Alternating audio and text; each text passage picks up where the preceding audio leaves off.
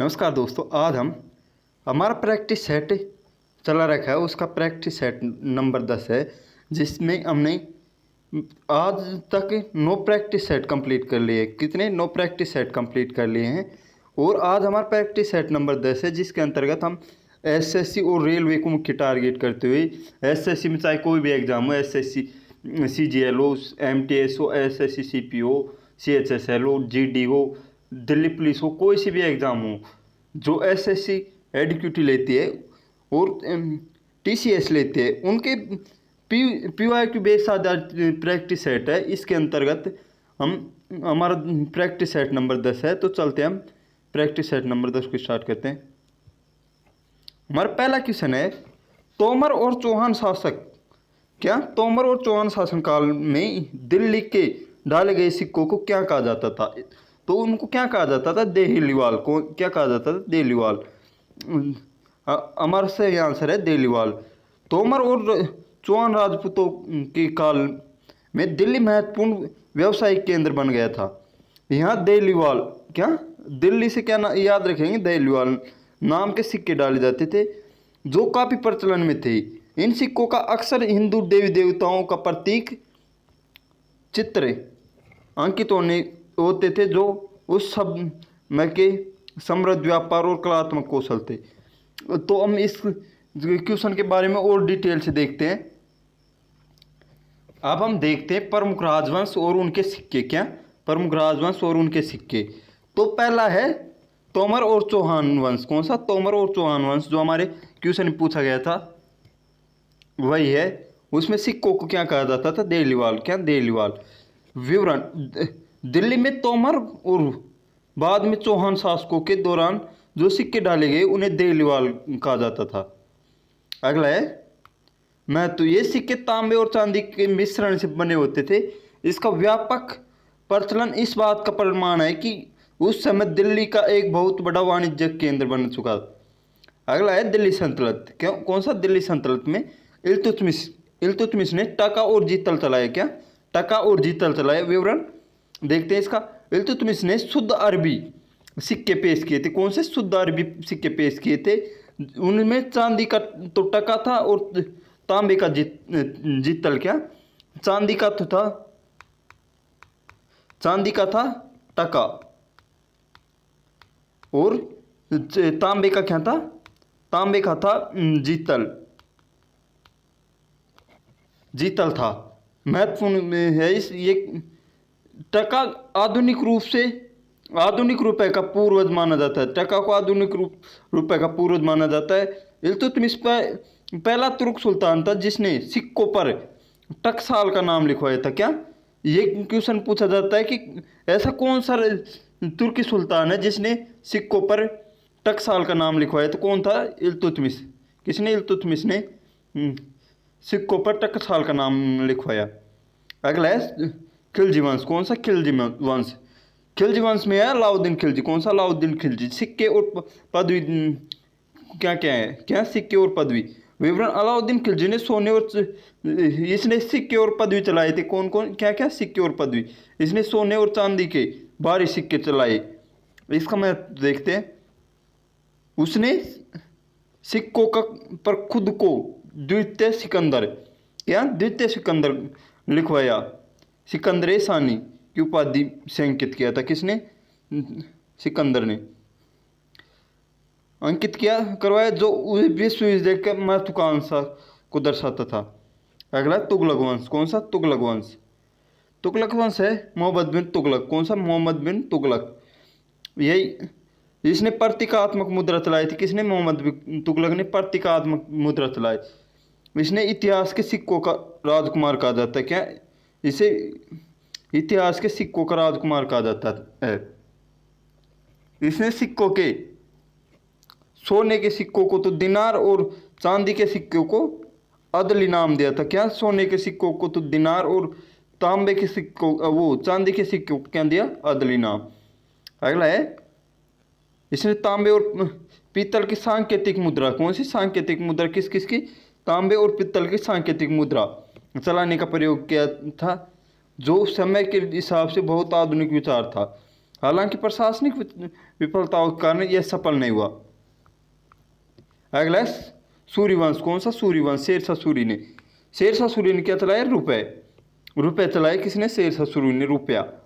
शेरशाह सूरी ने 178 ग्रेन कितना? 178 ग्रेन का चांदी का सिक्का चलाया था। कितने का? 178 ग्रेन का चलाए, जिसे रुपया कहा गया। क्या? रुपया कहा गया। महत्व। आज हमारे भारत में जिस रुपया शब्द का उपयोग करते हैं उसकी शुरुआत यहीं से हुई थी। तांबे के सिक्कों को दाम का नाम दिया था। क्या? दाम। जिसने 2 सिक्के चलाए थे, एक तो चांदी का चलाया था और एक तांबे का। कौन सा? चांदी का और तांबे का। चांदी के को नाम तो दिया था रुपया। क्या? रुपया। और तांबे के का नाम दिया था दाम। अगला है मुगल काल। कौन सा? मुगल काल। मुगल काल में क्या क्या चले? मोहर और रुपया। क्या? मोहर और रुपया चले थे मुगल काल में। विवरण। मुगलों ने मुख्य रूप से सोने की तो मोहर चलाई थी। क्या? सोने की मोहर और चांदी का रुपया। सोने की मोहर और चांदी का रुपया। जो चांदी का रुपया उसने भी चलाया था। मैं अकबर के कुछ सिक्कों पर राम सिया। क्या? राम सिया भगवान राम और सीता की आकृति भी बनवाई थी, जो उनकी धार्मिक सहिष्णुता का प्रतिशत प्रदर्शित करती है। अगला प्राचीन काल कुषाण और गुप्त में दिनार। क्या? प्राचीन काल कुषाण और गुप्त शासकों ने क्या चलाए थे? दिनार। कुषाणों ने सबसे पहले शुद्ध सोने के सिक्के बड़ी संख्या में जारी किए। गुप्त शासकों ने सोने के सिक्कों को दिनार का क्या? दिनार कहा था गुप्त शासकों ने। मुख्य। मुगल काल के सिक्के अपनी बेहतरीन कलाकृति के लिए जाने जाते हैं, जिसमें राजाओं का वीणा बजाने ते हुए शिकार करते हुए दिखाया गया है। चलते अगले क्वेश्चन पर। अगला क्वेश्चन है क्वेश्चन नंबर 2। मुगल मनसबदारी को क्या? मुगल मनसबदारी व्यवस्था में जात क्या था? ये जात क्या था मुगल मनसबदारी में? यह एक संख्यात्मक मान था। क्या? एक संख्यात्मक मान था जो किसी अभिजात व्यक्ति के पद और वेतन का निर्धारण करता था। क्या? एक संख्यात्मक मान था जिससे कि वो उसके पद और वेतन का निर्धारण किया जा सके। क्या? जात। अब इसके बारे में देखते हैं। अकबर द्वारा शुरू की गई मनसबदारी व्यवस्था में 2 महत्वपूर्ण पद थे, जो जात और सवार। क्या? जात और सवार। जात में मनसबदारी व्यवस्था पद प्रतिष्ठा और उसके निश्चित वेतन का निर्धारण होता था, और जात की संख्या जितनी अधिक होती, दरबार में उस अमीर या अभिजात की स्थिति उतनी ऊंची हो जाती थी। तो इसके बारे में और देखते हैं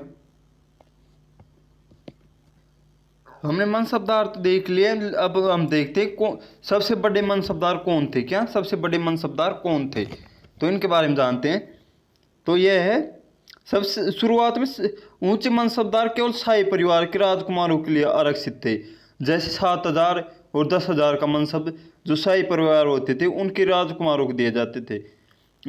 अब सबसे ज़्यादा मनसबदार किसको मिला है, ये देखते हैं। राधामान सिंह को। क्या? राधामान सिंह आमेर के थे। आमेर अकबर के समय मान सिंह सबसे प्रमुख हिंदू मनसबदार थे, जिसे 7,000 का कितना? 7,000 का मनसब दिया गया, जो उस समय किसी भी गैर राजकुमार के लिए सबसे अधिक था। मिर्जा अजीज कोका इन्हें भी अकबर के समय में 7,000 का मनसब प्राप्त हुआ। औरंगजेब का काल। औरंगजेब के समय में मनसबदारों की संख्या सबसे अधिक हो गई थी, जिसमें राजपूतों के साथ साथ मराठा मनसबदारों की भी बड़ी संख्या थी। किन किन हिंदू मनसबदारियों से मना किया या विरोध किया? महाराणा प्रताप। अकबर ने महाराणा प्रताप को मुगल अधीनता स्वीकार करने और मनसबदार बनने के लिए कई बार दूत भेजे, जैसे जलाल खान, मान सिंह, भगवान दास और टोडरमल।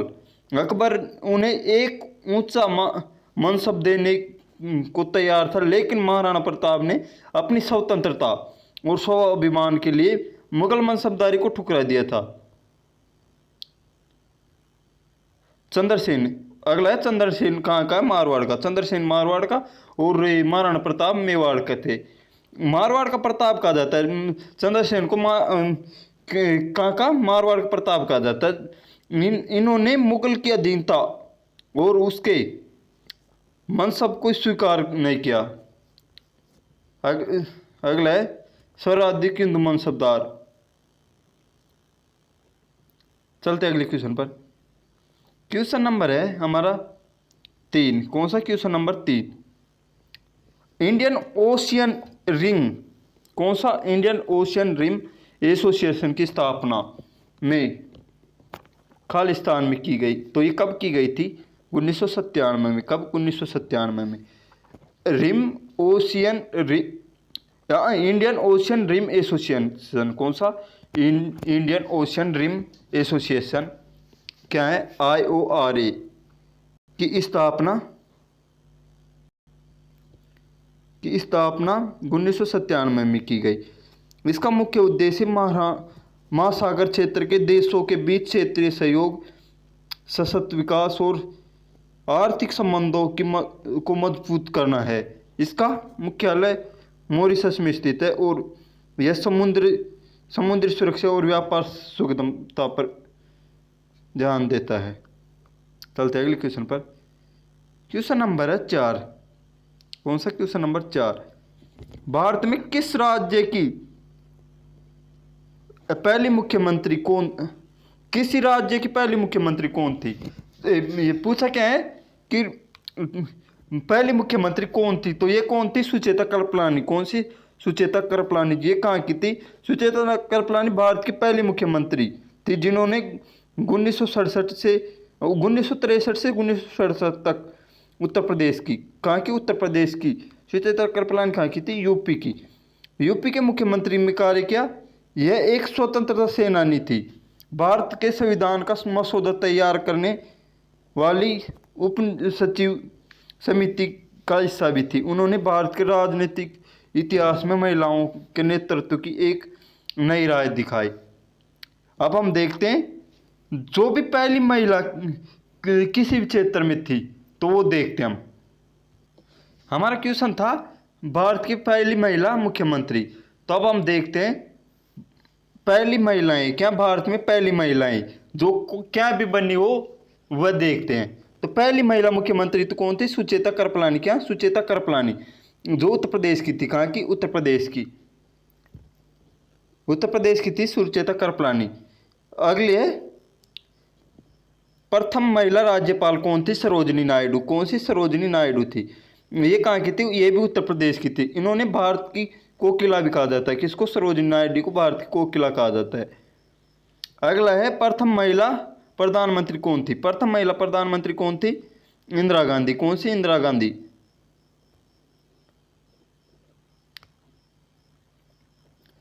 भारत की पहली महिला प्रधानमंत्री कौन थी? इंदिरा गांधी। कौन? इंदिरा गांधी।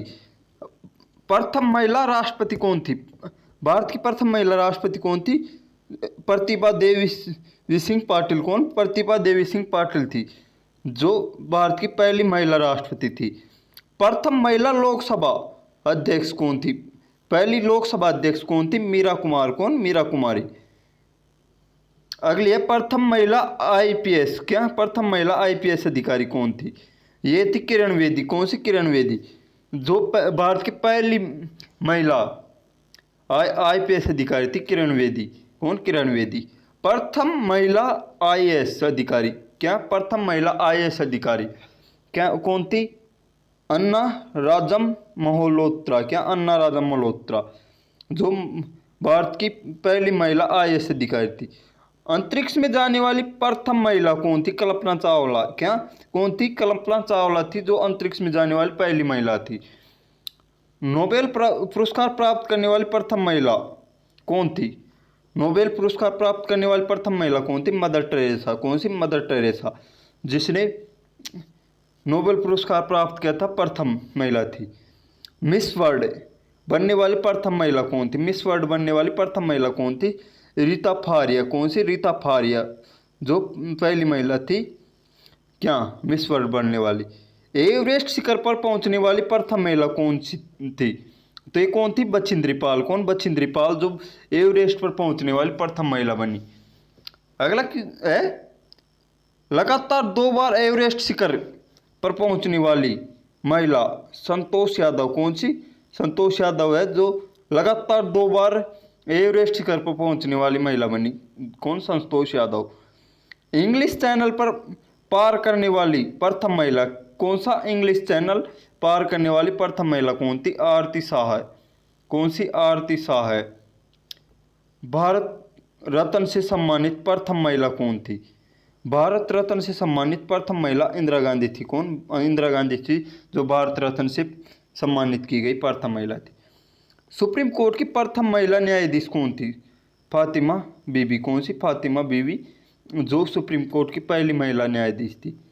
अगला है, उच्च न्यायालय की प्रथम महिला मुख्य न्यायाधीश।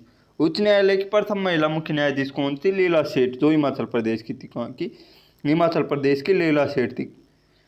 अगला है, अशोक चक्र पाने वाली प्रथम महिला। कौन सा, अशोक चक्र पाने वाली प्रथम महिला कौन थी, नीरजा बनोट। कौन सा, नीरजा बनोट। संयुक्त राष्ट्र संघ यूएन की प्रथम महिला भारतीय राजदूत कौन थी, विजय लक्ष्मी पंडित। कौन सी, विजय लक्ष्मी पंडित जो यूएन में प्रथम महिला भारतीय राजदूत बनी। ओलंपिक में पदक जीतने वाली प्रथम महिला कौन थी, कर्णम मल्लेश्वरी। कौन सी, कर्णम मल्लेश्वरी जिसने कांस्य पदक भारोत्तोलन में जीता। कौन से में, भारोत्तोलन में। अगला है, एशियाई खेलों में स्वर्ण पदक जीतने वाली प्रथम महिला कौन थी। क्या, एशियाई खेलों में स्वर्ण पदक जीतने वाली प्रथम महिला कौन थी, वह थी कमलजीत संधू। कौन सी, कमलजीत संधू। अगला क्वेश्चन है हमारा क्वेश्चन नंबर 5। निम्नलिखित में से शांति स्वरूप भटनागर पुरस्कार की पहली महिला प्राप्तकर्ता कौन थी। ये अब अभी हमारा क्वेश्चन रह गया था, तो ये आ गया हमारे इसमें। शांति स्वरूप भटनागर प्राप्त करने वाली पहली महिला प्राप्तकर्ता कौन थी, ये थी असीमा चटर्जी। कौन सी, असीमा चटर्जी थे जो शांति स्वरूप भटनागर पुरस्कार पाने वाली पहली महिला थी। अब इसके बारे में देखते हैं। प्रसिद्ध भारतीय रसायन शास्त्री डॉक्टर असीमा चटर्जी। कौन सी, डॉक्टर असीमा चटर्जी जो 1961 में रासायनिक विज्ञान क्षेत्र में शांति स्वरूप भटनागर पुरस्कार पाने वाली प्रथम महिला बनी। कौन सी, प्रथम महिला बनी। उन्होंने औषधि पौधों और कार्बनिक रसायन विज्ञान पर अभूतपूर्व शोध किया, विशेष रूप से मिर्गी रोधी और मलेरिया रोधी दवाओं के विकास में उसका योगदान अतुल्य माना जाता है। अगला क्वेश्चन है क्वेश्चन नंबर 6। कौन सा, क्वेश्चन नंबर 6। क्वेश्चन नंबर 6 है 2024 में राष्ट्रीय फिल्म पुरस्कार से सर्वश्रेष्ठ संगीत निर्देशक पुरस्कार ब्रह्मास्त्र भाग फर्स्ट शिवा हिंदी में काम के लिए खालिस्तान को प्रदान किया गया। तो ये किसे प्रदान किया गया था, प्रीतम को। किसी, प्रीतम को ये संगीत निर्देशक पुरस्कार ब्रह्मास्त्र भाग 1 शिवा हिंदी में काम करने के लिए दिया गया था। तो ये देखते हैं 70वें राष्ट्रीय फिल्म पुरस्कार 2024 में संगीत निर्देशक प्रीतम को फिल्म कौन सी थी, ब्रह्मास्त्र। भाग था इसका शिवा, भाग 1 शिवा के लोकप्रिय गीतों जैसे केसरिया के लिए सर्वश्रेष्ठ संगीत निर्देशक गीत का पुरस्कार दिया गया।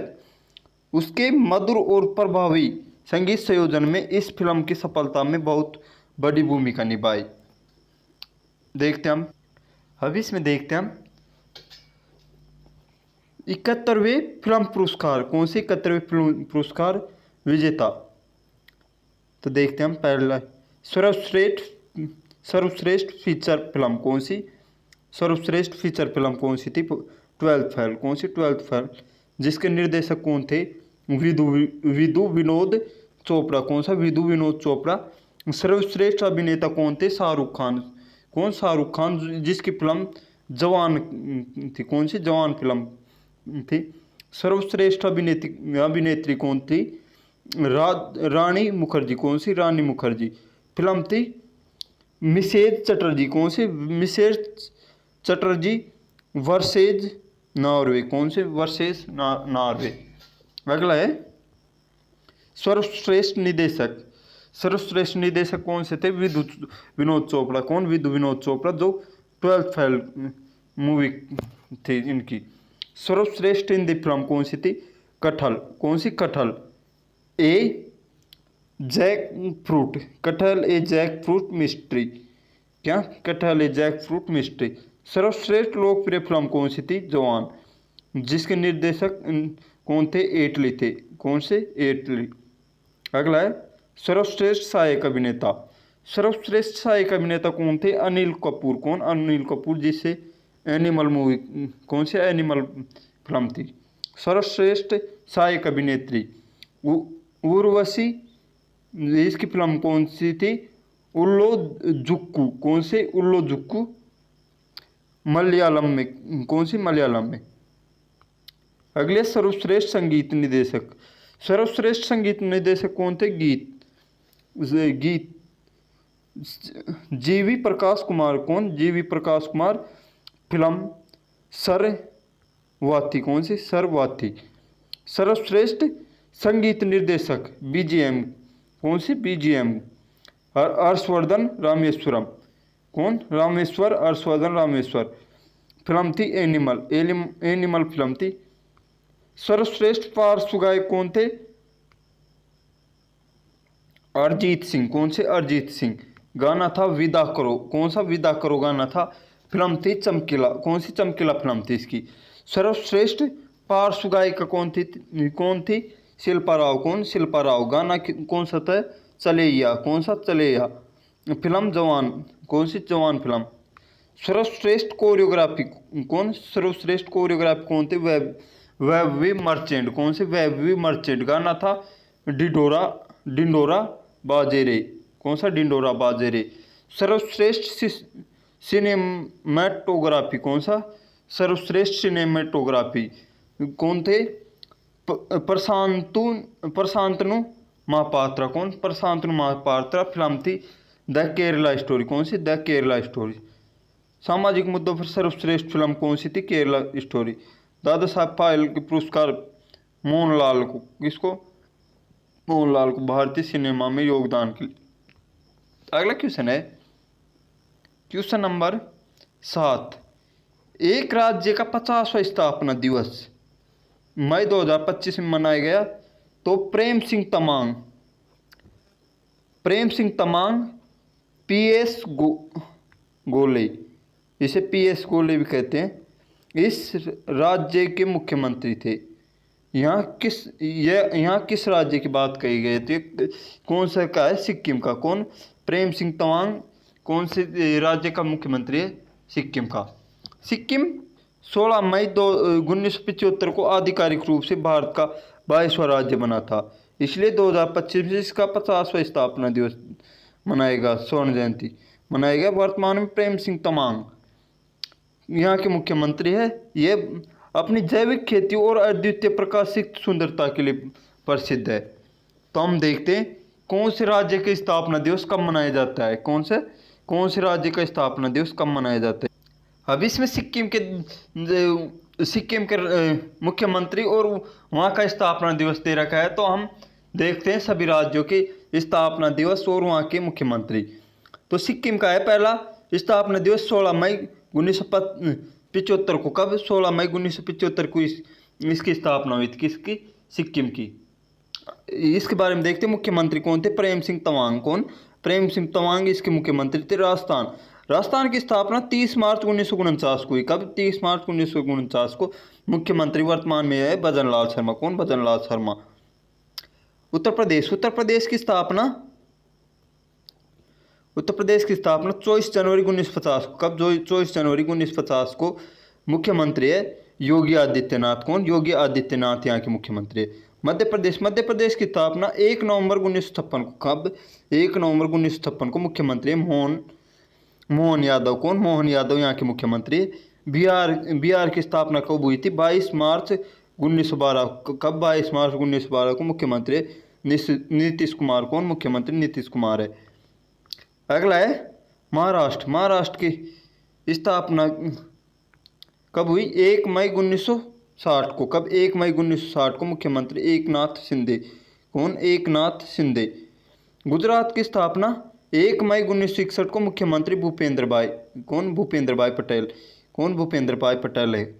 हरियाणा की स्थापना 1 नवंबर 1966 को मुख्यमंत्री नायब सिंह सैनी है। कौन? नायब सिंह सैनी।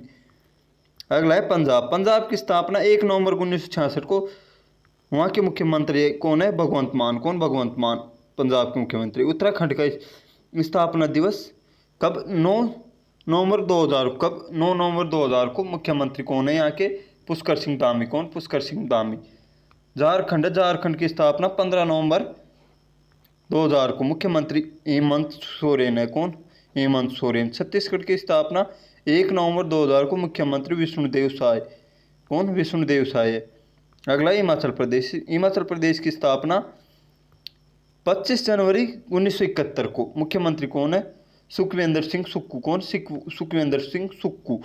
ओडिशा की स्थापना 1 अप्रैल 1936 को। मुख्यमंत्री मोहन चरण मांझी। कौन? मोहन चरण मांझी है। पश्चिम बंगाल। पश्चिम बंगाल की स्थापना 20 जून 1947 को। मुख्यमंत्री ममता बनर्जी। कौन? ममता बनर्जी। वर्तमान में ये चेंज हो चुके।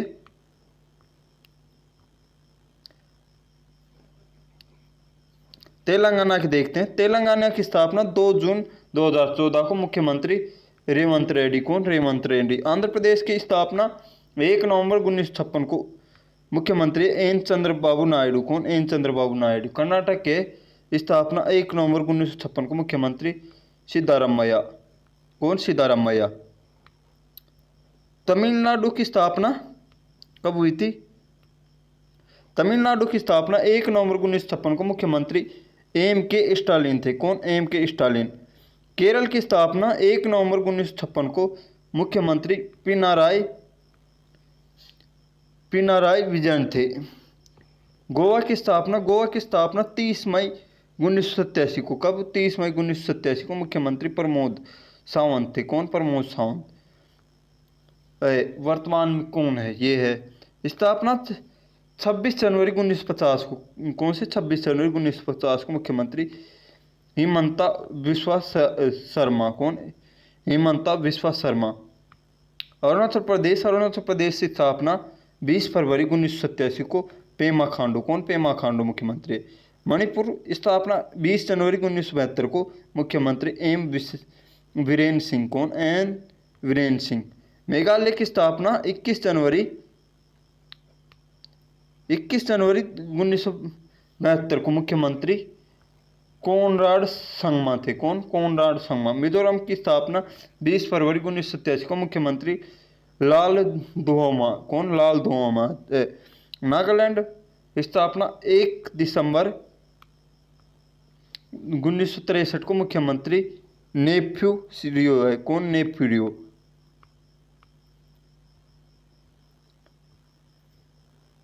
अगला है त्रिपुरा। त्रिपुरा की स्थापना 21 जनवरी 1975 को। मुख्यमंत्री मानिक शाह है। कौन? मानिक शाह। 1 नवंबर को इस दिन सबसे ज़्यादा राज्य मध्य प्रदेश, कर्नाटक, केरल, हरियाणा, छत्तीसगढ़ आदि का स्थापना दिवस है। सिक्किम। यह 16 मई 1975 को भारत का हिस्सा बना था, इसलिए 2025 में इसके 50 वर्ष पूरे हुए। अब हम देखते इसमें हम ये अपडेट नहीं हुए थे कौन से मुख्यमंत्री 2026 में कौन कौन नए बने, वो देख लेते हैं। हम देखते हैं कौन कौन से मुख्यमंत्री नए बने हैं। पश्चिम बंगाल का कौन बना है? शुभेंदु अधिकारी। कौन? नए मुख्यमंत्री बने जो 2026 में विधानसभा चुनाव के बाद उन्होंने ममता बनर्जी की जगह ली थी। किसकी? ममता बनर्जी की। अगला तमिलनाडु। तमिलनाडु के कौन बने?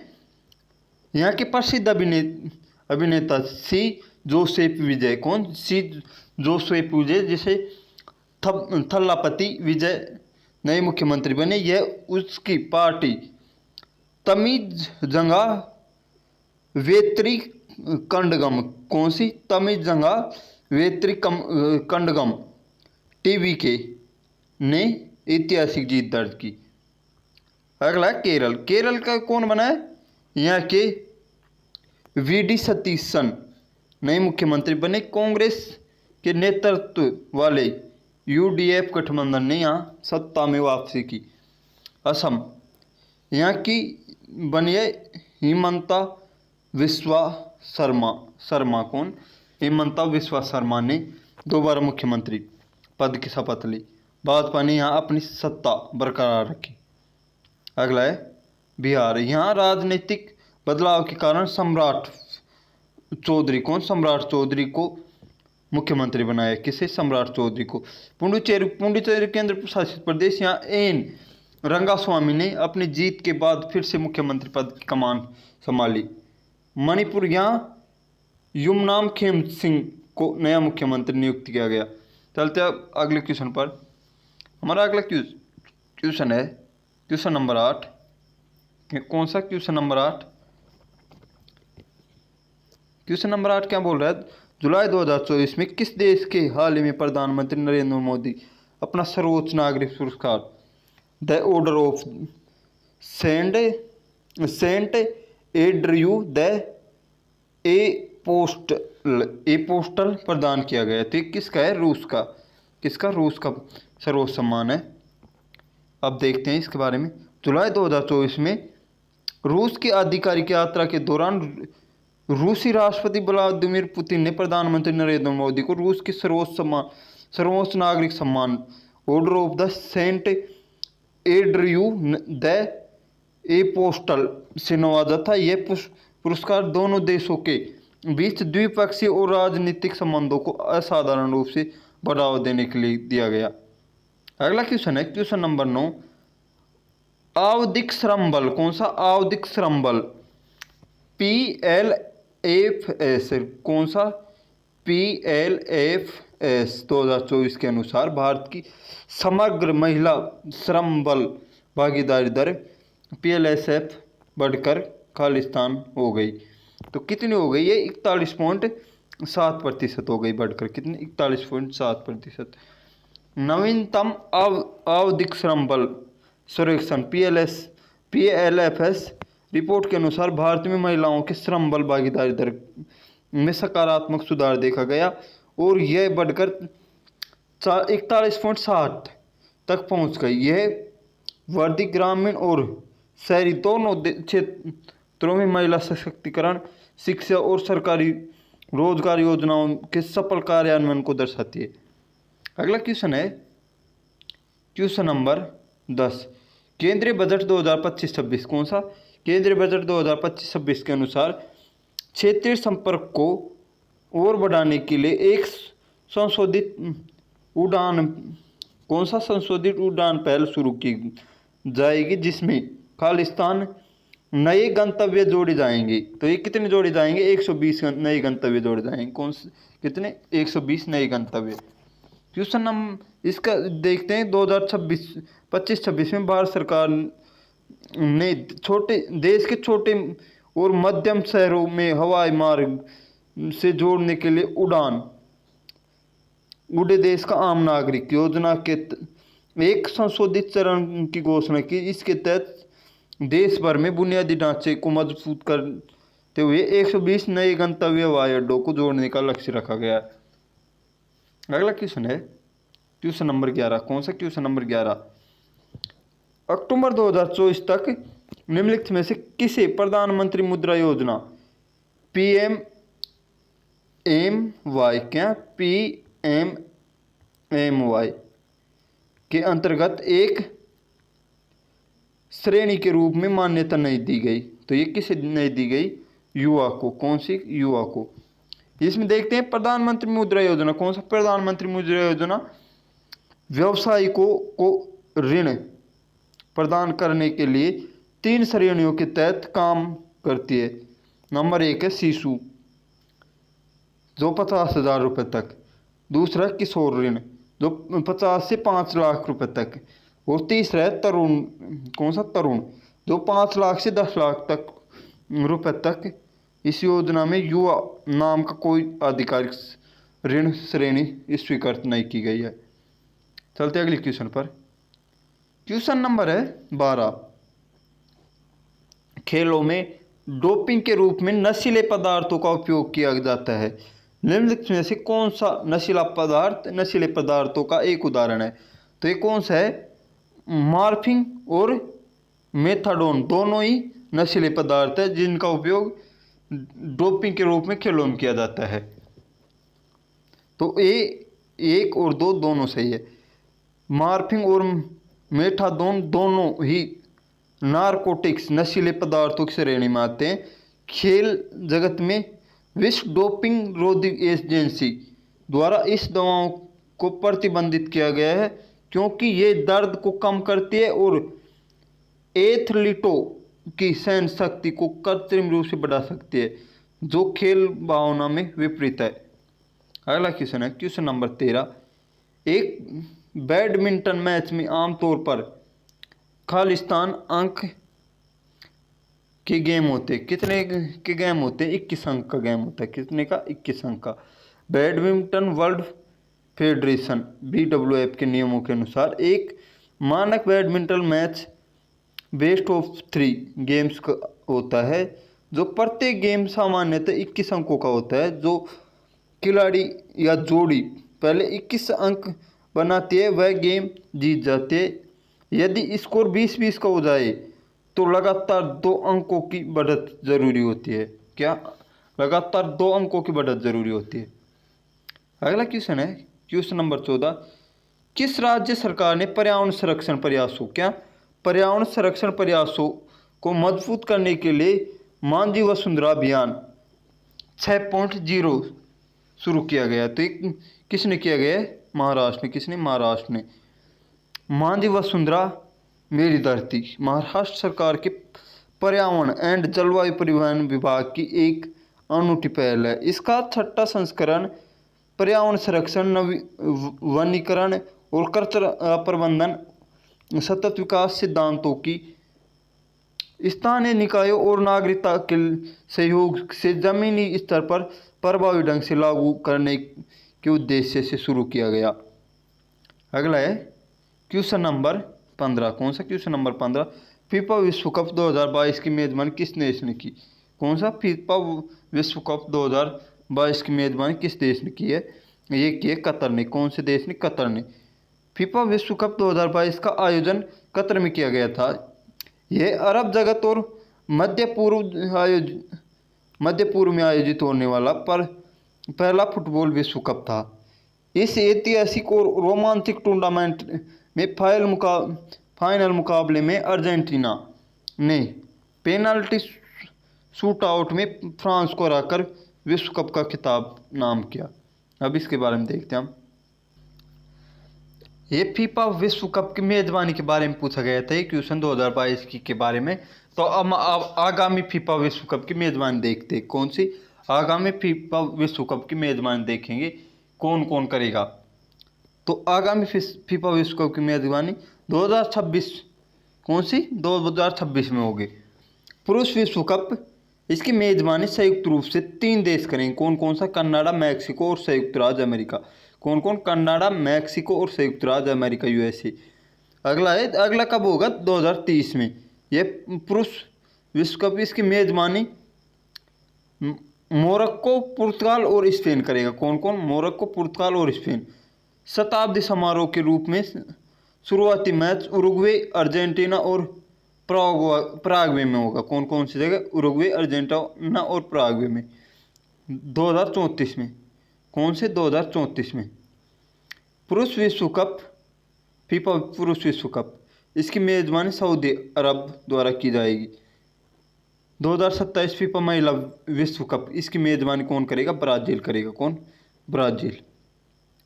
इसके बारे में 2022 के बारे में देखते हैं मुख्य तथ्य। अर्जेंटीना विजेता। अर्जेंटीना फ्रांस को पेनल्टी शूट आउट में हराया था। कौन सी में? पेनल्टी शूट आउट में। तीसरा खिताब अर्जेंटीना ने अपना तीसरा विश्व कप खिताब जीता। 1900 इसने कब कब जीता है? 1978 में, 1986 में और 2022 में। तीसरा खिताब जीता है इसने। गोल्डन बॉल कौन सा? Golden ball. गोल्डन बॉल किसे मिला जाता है? सर्वश्रेष्ठ खिलाड़ी को। Lionel Messi. कौन? लियोनेल मेसी थे। गोल्डन बूट सर्वाधिक गोल करने वाले को मिलते हैं गोल्डन बूट। फिर किलियन एम्बाप्पे। कौन? किलियन एम्बाप्पे फ्रांस के थे। Golden glove. कौन? गोल्डन ग्लव सर्वश्रेष्ठ गोलकीपर को मिलते हैं एमिलियानो। क्या? Emiliano Martinez. कौन? एमिलियानो मार्टिनेस अर्जेंटीना के थे। अगला है आधिकारिक शुभंकर कौन सा था? लाइब। कौन? लाइब आधिकारिक शुभंकर था। चलते हैं अगले क्वेश्चन पर। क्वेश्चन नंबर है 16। फीफा पुरुष अंडर 17 कौन सा? फीफा पुरुष अंडर 17 विश्व कप 2025 किस देश में आयोजित किया जाएगा? तो ये कहाँ किया जाएगा? कतर में। कौन सी जगह? कतर में। फीफा ने निर्णय लिया है कि वर्ष 2025 में फीफा अंडर 17 विश्व कप का आयोजन सालाना किया जाएगा और कतर को 2025 से 2029 तक अगले 5 संस्करणों के लिए प्रतिष्ठित युवा टूर्नामेंट की मेजबानी सौंपी गई है। यह कदम खेल के बुनियादी ढांचे के विकास को बढ़ावा देने के लिए उठाया गया है। अगला है क्वेश्चन नंबर 17। गुरुवायु कौन सा? गुरुवायुर त्योहार निम्नलिखित में से किस राज्य का मूल त्योहार है? तो ये किसका है? यह है केरल का। कहाँ का? केरल का त्योहार है। कौन सा? गुरुवायुर त्योहार कहाँ का है? केरल का। इसके बारे में देखते हैं। गुरुवायुर त्योहार मुख्य रूप से केरल के प्रसिद्ध गुरुवायुर श्री कृष्ण मंदिर से संबंधित है। इसे बुलोक बैकुंठ भी कहा जाता है। इस मंदिर के उत्सव और अनुष्ठान केरल की समृद्ध सांस्कृतिक शास्त्रीय नृत्य कलाओं जैसे कृष्णाटम और धार्मिक परंपराओं को खूबसूरती से प्रदर्शित करते हैं, जिससे हजारों श्रद्धालु भाग लेते हैं। अगला है क्वेश्चन नंबर 18। मोहम्मद आदिल शाह का मकबरा कौन सा? मोहम्मद आदिल शाह का मकबरा गोल गुम्बद खालिस्तान में है। तो कि ये कौन सी जगह है? कर्नाटक में। कौन सी जगह? कर्नाटक में। गोल गुम्बद कर्नाटक में बीजापुर, कर्नाटक के बीजापुर शहर में बीजापुर के सुल्तान मोहम्मद आदिल शाह का मकबरा है। यह वास्तुकला का एक बेजोड़ नमूना जिसका निर्माण 1656 में हुआ था। इसकी विशाल गुंबद को दुनिया के सबसे बड़े गुंबदों में गिना जाता है। इसकी वी है स्प्रिंग गैलरी। कौन सी? वी है स्प्रिंग गैलरी फुसफुसाने वाली गैलरी के रूप में प्रसिद्ध है। अगला क्वेश्चन है क्वेश्चन नंबर 19। जनवरी 2025 में लॉन्च किए जाने वाले ब्लू ओरिजन कौन सा? ब्लू ओरिजन के पहले कक्षीय रॉकेट का क्या नाम है? तो इसका नाम क्या है? New Glenn. कौन सा? New Glenn. जेफ बेजोस की अंतर्राष्ट्रीय कंपनी ब्लू ओरिजन ने अपने भारी और पुनः प्रायोज्य कक्षीय रॉकेट का नाम न्यू ग्लेन रखा है, जो जनवरी 2025 के शुरुआती दौर में लॉन्च करने के लिए तैयार किया गया। इसका नामकरण अमेरिका के प्रसिद्ध अंतर्राष्ट्रीय यात्री जॉन ग्लेन के नाम पर किया गया है, जो कक्षीय परिक्रमा करने वाले पहले अमेरिकी थे। कौन? John Glenn. अगला क्वेश्चन है हम भारी वायुमंडल दाब के नीचे क्यों नहीं कुचले जाते? क्या? हमारा क्वेश्चन क्या है? Question number 20। हम भारी वायुमंडलीय दाब के नीचे क्यों नहीं कुचले जाते? तो इसका सही आंसर क्या है? क्योंकि हमारे शरीर के अंदर भारी दाब को संतुलित करता है। क्या? हमारे शरीर के अंदर का दाब है जो भारी दाब को संतुलित करता है, नहीं तो हम वायुमंडल के दाब के नीचे कुचले जाएं। पृथ्वी के वायुमंडल द्वारा हम हर समय अत्यधिक भारी दबाव डाला जाता है। इसके नीचे इसलिए नहीं कुचले जाते क्योंकि हमारे शरीर के भीतरी मौजूद तरल पदार्थ और कोशिका ये बाहर की ओर उतना ही विपरीत दबाव डालते जितना कि आंतरिक और बाहरी दबाव पूरी तरह संतुलित हो जाता है। क्वेश्चन नंबर 21 है, निम्नलिखित में से कौन सा किला सूरजमल ने भरतपुर में बनाया था? कौन सा सूरजमल ने भरतपुर में बनाया था? आमेर तो जयपुर में है। कौन सी जगह? जयपुर में। आगरा किला आगरा में है। लोहागढ़ का किला है उदयपुर भरतपुर में, जो सूरजमल ने बनवाया था। किसने? सूरज। लाल किला दिल्ली में है। एक लाल किला आगरा में भी है, लेकिन प्रसिद्ध कौन सा है? दिल्ली का। लोहागढ़ किला, कौन सा? लोहागढ़ किला राजस्थान के भरतपुर में स्थित है। कौन सी जगह? भरतपुर में। राजस्थान के भरतपुर में स्थित है, जिसका निर्माण जाट शासक महाराजा सूरजमल ने 18वीं शताब्दी की शुरुआत में करवाया था। यह किला अपनी अजय शक्ति के लिए जाना जाता है। कौन सी अजय शक्ति के लिए जाना जाता है? ब्रिटिश सेनापति लॉर्ड लेक ने इस पर कई बार आक्रमण किया, लेकिन इसे जीत नहीं पाया, इसलिए इसे लोहागढ़ कहा जाता है। क्या? लोहागढ़। अब हम कुछ ऐसे महत्वपूर्ण किले देख लेते हैं जिनका निर्माण किसने करवाए। अब हम ऐसे किले देखते हैं जो हमारी एग्जाम में बार बार पूछे जाते हैं, तो उनको हम देखेंगे किसने बनवाया और कौन सा किला है। तो हम देखते हैं, हमारा पहला है लोहागढ़ का किला। लोहागढ़ का किला जो भरतपुर में स्थित है, और इसको महाराजा सूरजमल ने बनवाया था। किसने? महाराजा सूरजमल ने। अगला है चित्तौड़ का किला। चित्तौड़ का किला है चित्रांग मौर्य ने बनवाया था। किसने? चित्रांग मौर्य ने, जो राजस्थान के चित्तौड़गढ़ जिले में स्थित है। अगला है कुंभलगढ़ का किला। कुंभलगढ़ का किला जो राणा कुंभा ने बनवाया था, ये भी यही है कुंभल। अगला है मेहरानगढ़। कौन सा? मेहरानगढ़ का किला। मेहरानगढ़ का किला जो जोधपुर में स्थित है, जिसे राव जोधा ने बनवाया था। किसने? राव जोधा ने मेहरानगढ़ का किला बनवाया था, जोधपुर में स्थित है। अगला है आमेर का किला। आमेर का किला जयपुर में स्थित है। कौन सी जगह? जयपुर में स्थित है। राजा मान सिंह प्रथम ने बनवाया था। किसने? राजा मान सिंह प्रथम ने बनवाया था। जैसलमेर का किला। जैसलमेर का किला रावल जयसल ने। किसने? रावल जयसल ने बनवाया था। रणथंभौर का किला। रणथंभौर का किला हमीर देव चौहान ने। किसने? चौहान वंश के हमीर देव चौहान ने बनवाया था। तारागढ़ किला। तारागढ़ किला है अजमेर में। कौन सी जगह? अजमेर में। जे अजय पाल ने बनवाया था। इसे अजय मेरुगढ़ दुर्ग भी कहा जाता है। किसे? तारागढ़ दुर्ग को अजय मेरुगढ़ दुर्ग भी कहा जाता है। अगला है गागरोन का किला। कौन सा? गागरोन का किला जो झालावाड़ में स्थित है। कहाँ? झालावाड़ में स्थित है। बीजल देव डोड। किसने? बीजल देव डोड राजा ने बनवाया था। लाल किला। लाल किला कहाँ स्थित है? दिल्ली में, जिसे शाहजहाँ ने बनवाया था।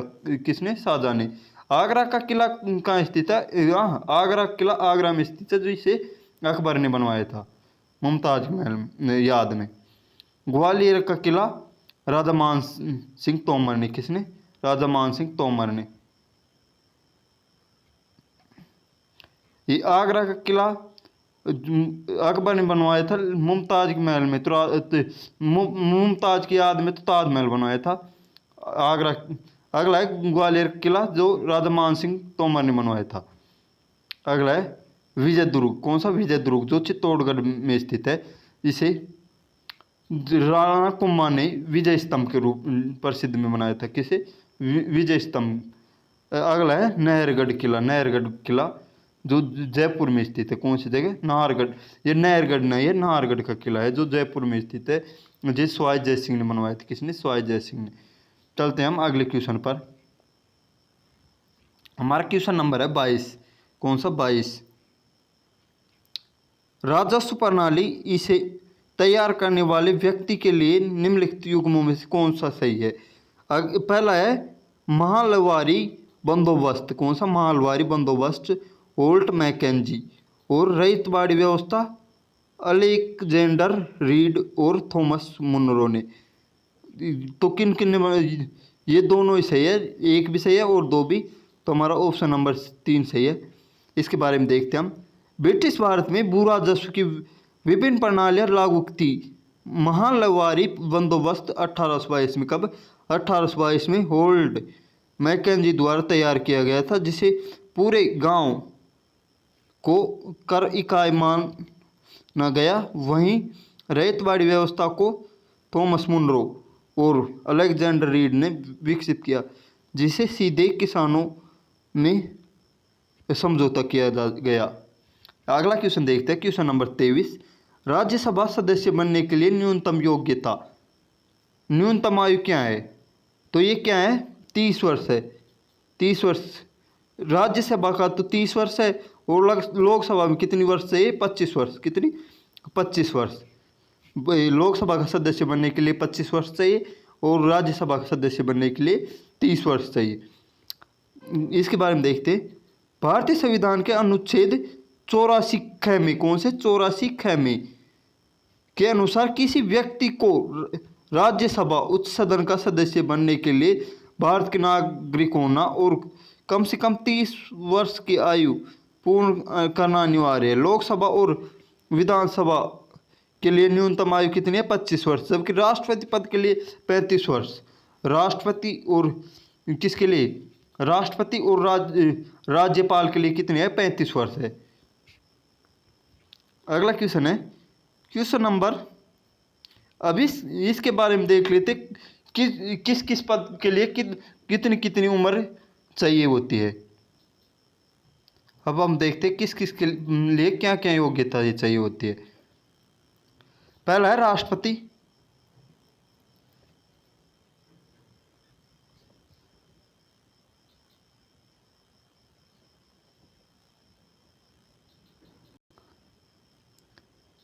पहला है राष्ट्रपति। कौन सा? राष्ट्रपति और उपराष्ट्रपति। ये देश में सर्वोच्च पद होते हैं, इसलिए इनके लिए अनुभव की मांग अधिक होती है। तो इनकी न्यूनतम आयु कितनी होती है? 35 वर्ष। कितनी? 35 वर्ष। अन्य योग्यताएं क्या क्या चाहिए? ये भारत का नागरिक होना चाहिए। कौन? भारत के राष्ट्रपति और उपराष्ट्रपति भारत के नागरिक होने चाहिए। किसी भी लाभ के पद पर नहीं होना चाहिए। राष्ट्रपति के लिए लोकसभा का सदस्य बनने की योग्यता रखता हो क्या? राष्ट्रपति बनने के लिए लोकसभा सदस्य बनने की योग्यता रखता हो। उपराष्ट्रपति के लिए राज्यसभा सदस्य बनने की योग्यता रखता हो। जो उपराष्ट्रपति होता है वो राज्यसभा का पदेन सभापति होता है। कौन? पदेन सभापति होता है। राज्यपाल। राज्यपाल के लिए न्यूनतम आयु कितनी होती है? 35 वर्ष। कितनी? 35 वर्ष। अन्य योग्यताएं क्या क्या है? वह राज्य का निवासी नहीं होना चाहिए। जिस भी राज्य का राज्यपाल बन रहे हैं ना, तो उस राज्य का निवासी नहीं होना चाहिए, और उससे नियुक्त किया जा रहा है। हाँ, इसकी और देखते हैं। अगला है राज्यसभा का राज्यसभा और विधान परिषद। कौन सा?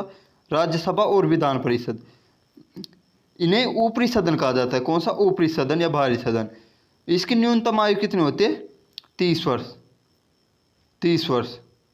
अन्य योग्यताएं, भारत का नागरिक हो और मतदाता सूची में नाम दर्ज हो। लोकसभा और विधानसभा। लोकसभा और विधानसभा में ये निचला सदन होता है। कौन सा? निचला सदन। प्रधानमंत्री और मुख्यमंत्री आमतौर पर यहीं से चुने जाते हैं। तो इसके लिए उम्र कितनी होती है? 25 वर्ष। न्यूनतम आयु 25 वर्ष। अन्य योग्यताएं, भारत का नागरिक हो और किसी न्यायालय द्वारा पागल या दिवालिया घोषित नहीं किया गया हो। स्थानीय निकाय के लिए, स्थानीय निकाय, पंचायत और नगर पालिका के लिए, जमीनी स्तर की राजनीति के लिए युवाओं को जल्दी अवसर मिलता है। इसमें युवाओं को जल्दी अवसर मिलता है। तो इसके लिए न्यूनतम आयु कितनी होती है? 25 वर्ष। 22 वर्ष, 21 वर्ष। कितनी? 21 वर्ष होती है। अन्य योग्यताएं क्या क्या है? वह क्षेत्र की मतदाता सूची में पंजीकृत हो। जिस क्षेत्र से चुनाव लड़ा है उस क्षेत्र की मतदाता सूची से पंजीकृत हो। अब इनको एक नज़र में वापस देख लेते हैं। राष्ट्रपति के लिए कितनी उम्र चाहिए? 35 वर्ष। उपराष्ट्रपति के लिए 35 और राज्यपाल के लिए 35। राज्यसभा और विधान परिषद सदस्य के लिए 30 वर्ष। लोकसभा सदस्य, विधानसभा सदस्य, पीएम और सीएम उसके लिए 25 वर्ष न्यूनतम, और ग्राम प्रधान और पार्षद के लिए 21 वर्ष। और मतदान करने के लिए कितनी वर्ष चाहिए? 18 वर्ष। तो चलते हैं अगले क्वेश्चन पर। हमने ये देख लिया है। अगला क्वेश्चन है क्वेश्चन नंबर 24। निम्नलिखित में से मस्तिष्क के किस भाग में सुनने और सूंघने, देखने आदि के लिए अलग अलग क्षेत्र होते हैं? क्या क्या? सुनने, सूंघने और देखने के लिए अलग अलग क्षेत्र होते हैं। तो ये कौन से मस्तिष्क में होते हैं? ये होते हैं अग्र मस्तिष्क में। किसमें? अग्र मस्तिष्क में। मानव मस्तिष्क का अग्र मस्तिष्क विशेष रूप से परम मस्तिष्क सोचने, तर्क करने, याद रखने के साथ साथ संवेद, सूचना और ग्रहण करने का मुख्य केंद्र है।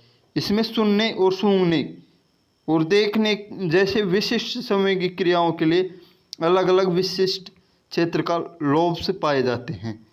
अब हम इसके बारे में देख लेते हैं कि इससे कौन कौन से क्वेश्चन बन सकते हैं हमारी एग्जाम में। अब हम मानव मस्तिष्क के बारे में देखते हैं। मानव मस्तिष्क की संरचना। मानव मस्तिष्क को मुख्यतः 3 भागों में बांटा जाता है। कितने भागों में? 3 भागों में विभाजित किया जाता है। वो कौन कौन से हैं? पहला है अग्र मस्तिष्क। कौन सा? अग्र मस्तिष्क। यह मस्तिष्क का सबसे बड़ा और विकसित हिस्सा होता है। कौन सा? अग्र मस्तिष्क सबसे बड़ा और सबसे विकसित हिस्सा होता है। इसमें प्रमुख रूप से सेरेब्रम, परम मस्तिष्क और थैलेमस और हाइपोथैलेमस होते हैं। कौन कौन सा? सेरेब्रम, थैलेमस और हाइपोथैलेमस होते हैं। सेरेब्रम देखते हैं। सेरेब्रम ये बुद्धिमत्ता, याददाश्त और इच्छा शक्ति। क्या क्या? बुद्धिमत्ता, याददाश्त और इच्छा शक्ति, भावनाओं का केंद्र है। जैसा कि आप चित्र में दिया गया है, इसमें सुनने और देखने के लिए अलग अलग विशिष्ट क्षेत्र होते हैं। अगला थैलेमस। थैलेमस यह दर्द, ठंडे, गर्म को पहचानने का कार्य करता है। किस किस को? ठंडे, गर्म को और दर्द को पहचानने का कार्य कौन सा करता है? थैलेमस। कौन सा? थैलेमस। हाइपोथैलेमस यह शरीर के तापमान को नियंत्रित करता है। इसके अलावा भूख, प्यास, प्यार, नफरत और पसीने को नियंत्रण भी यही से होता है। अगला है मध्य मस्तिष्क। मध्य मस्तिष्क के बारे में जानते हैं हम। यह मस्तिष्क का छोटा और मध्य भाग होता है। कौन सा? छोटा मध्य भाग होता है। यह मुख्य रूप से दृष्टि यानी देखने और सुनने की उत्तेजनाओं को नियंत्रित और संतुलित करता है। यह अग्र मस्तिष्क और पश्चिम मस्तिष्क के बीच एक सेतु की तरह काम करता है। कौन? मध्य मस्तिष्क, अग्र मस्तिष्क और पश्चिम मस्तिष्क होता है उसके बीच में एक सेतु की तरह काम करता है। अब पश्चिम मस्तिष्क देखते हैं। कौन सा? पश्चिम मस्तिष्क। इसके 3 मुख्य भाग होते हैं। किसके? पश्चिम मस्तिष्क के 3 मुख्य भाग होते हैं। सेरिबेलम जिसे अनुमस्तिष्क कहते हैं, पोन्स और मेडुला ओब्लागेटा। कौन सा? मेडुला ओब्लागेटा। सेरिबेलम यह शरीर का संतुलन बनाए रखने और मांसपेशियों के संचालन जैसे चलना या साइकिल चलाना को नियंत्रित करता है। अगला है मेडुला ओब्लागेटा। कौन सा? मेडुला ओब्लागेटा।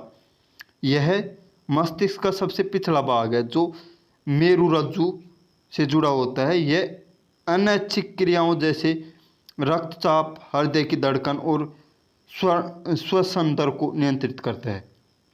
अगला है मानव मस्तिष्क का सबसे बड़ा भाग कौन सा है? ये क्वेश्चन बार बार पूछे जाते हैं तो इनको देख लेते हैं। मानव मस्तिष्क का सबसे बड़ा भाग कौन सा होता है? वो होता है सेरिब्रम, जो अग्र मस्तिष्क का हिस्सा होता है। कौन? अग्र मस्तिष्क का हिस्सा होता है। अगला है शरीर का संतुलन बनाए रखने के लिए मस्तिष्क का कौन सा भाग जिम्मेदार है? तो ये कौन सा है? सेरिबेलम। कौन सा? सेरिबेलम अग्र अनुमस्तिष्क का भाग होता है। किसका? अनुमस्तिष्क। मानव शरीर के तापमान को नियंत्रित करता है। ये कौन सा करता है? हाइपोथैलेमस। श्वसन और हृदय की गति जैसी अनैच्छिक क्रियाओं का नियंत्रण कहाँ होता है? तो ये मेडुला ओब्लागेटा में होता है। कौन सी जगह? मेडुला ओब्लागेटा में। ईसीजी का प्रयोग किस अंग की गतिविधि दर्ज करने के लिए किया जाता है? तो ये किसकी गतिविधि के लिए किया जाता है? मस्तिष्क की। किसका? ईसीजी का। ईसीजी का प्रयोग किसके लिए किया जाता है? मस्तिष्क के लिए। मस्तिष्क को भारी झटकों से बचाने वाली झिल्ली को क्या कहते हैं? तो इसे क्या कहते हैं? मेनिंजेस। क्या? मेनिंजेस एक वयस्क मनुष्य कौन से एक वयस्क मनुष्य के मस्तिष्क का औसत वजन कितना होता है? तो ये 1350 से 1400 ग्राम होता है। कितना? 1350 से 1400 ग्राम। अब हम चलते हैं अगले क्वेश्चन पर। हमारा आज का अंतिम क्वेश्चन है, पाणिनि द्वारा रचित ग्रंथ कौन सा? पाणिनि द्वारा रचित ग्रंथ। रचित व्याकरण में खालिस्तान से अधिक व्याकरणिक नियम शामिल है। तो कितने शामिल है इसमें? 4000 व्याकरणिक नियम शामिल है। इसके बारे में देखते हैं। महान संस्कृत विद्वान पाणिनि द्वारा रचित अष्टाध्यायी संस्कृत व्याकरण का एक अत्यंत वैज्ञानिक और प्रमाणिक ग्रंथ है। इसकी रचना लगभग 4वीं शताब्दी ईसा पूर्व हुई थी। इसमें कुल 8 अध्याय है और संपूर्ण संस्कृत का अनुशासित करने के लिए सूत्र शैली में लगभग 4000 व्याकरणिक सूत्र प्रदर्शित किए गए हैं। तो आज के लिए इतना ही। आज हमने 25 क्वेश्चन का सेट नंबर 10 कंप्लीट कर लिया है। आपको 9 सेट की प्लेलिस्ट इस वीडियो के डिस्क्रिप्शन में मिल गई होगी। और आपको वीडियो कैसा लगा ये कमेंट करके ज़रूर बताएं। अगर वीडियो अच्छा लगा हो तो वीडियो को लाइक, शेयर और सब्सक्राइब ज़रूर करें। धन्यवाद। जय हिंद, जय भारत।